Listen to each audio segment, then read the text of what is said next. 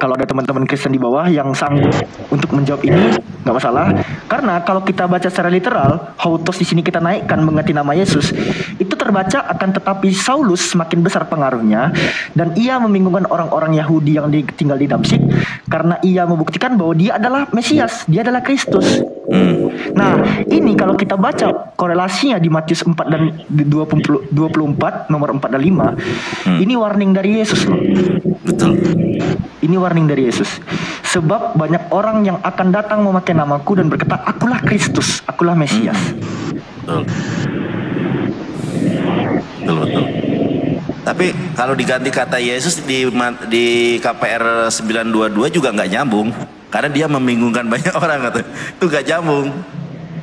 Iya nggak nyambung. Coba aja diterjemahkan kata dianya, misal itu dianya kepada Yesus, tetap nggak nyambung. Karena masa di Damaskus dia membingungkan banyak orang. Sejak kapan Yesus ke Damaskus?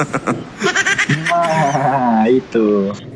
Teman-teman silakan diulangi Vi, karena oten-oten ini kadang kalau sekali itu nggak paham dia, harus dijajali bro, kayak orang kasih ya, kalau kita ngajar itu kan kalau orang nggak paham harus dijajali lagi, diulangi lagi gitu kan. Coba diulangi dari awal Vi, biar mereka itu paham gitu loh maksudnya apa gini. Tetapi kalau itunya tanda kurung kan oke lah ya, ini mah diterjemahkan secara literal loh, itu Yesus, itu nggak ada, itu nggak dibenarkan. Kalau dalam Quran kan misalnya Jibril tanda kurung Roh Kudus. Nah, tanda kurung ini kan keterangan.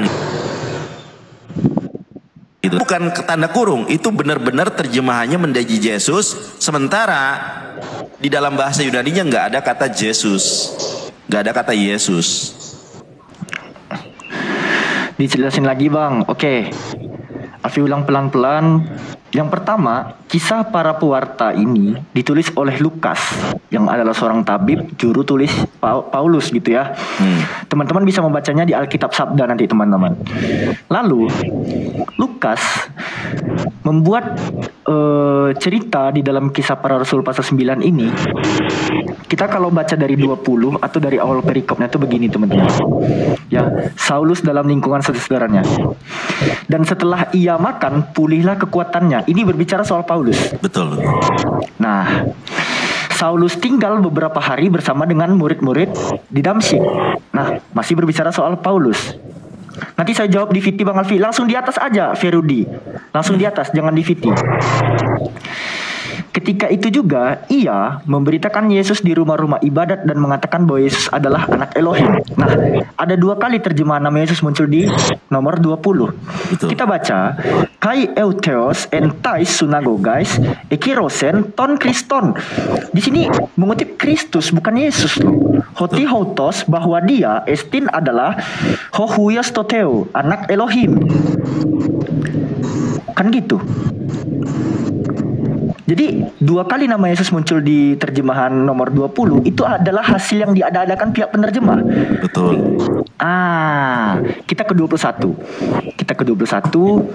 Semua orang yang mendengar hal itu heran dan berkata, bukankah dia ini yang di Yerusalem mau membinasakan barang siapa yang memanggil nama Yesus ini? Nama Yesus ini, lagi-lagi kata Yesus itu nggak ada tertuang di original teksnya. To onoma toto. Toto ini kan dari kata hautos juga, kata ganti orang hautos. Ketiga. Lagi-lagi ditambahkan nama Yesusnya di sini oleh terjemahan. Masalahnya di 22. Konsistensi rujukan kata ganti orang ketiga di sini merujuk kepada Paulus. Nah, kenapa tiba-tiba pada kata ganti orang ketiga di ujung kalimatnya sumbi bazon hoti hautos estin ho Kristos, bahwa Paulus itu membuktikan bahwa dia adalah Mesias atau Kristus. Ini kenapa diterjemahkan sebagai Yesus gitu? Betul. Nah itu bingung mereka nih. Bingung. Akan tetapi Saulus semakin besar pengaruhnya dan ia membingungkan orang-orang Yahudi yang tinggal di Damsyik karena ia membuktikan bahwa dia adalah Kristus. Apakah Paulus yang mengenapi warning Yesus di Matius 24 teman-teman? Ya emang dialah. Siapa lagi? Ada indikasi. Ada indikasi. Emang dia. Jangan takut, di emang dia. VT Ferudi, di atas saja Ferudi.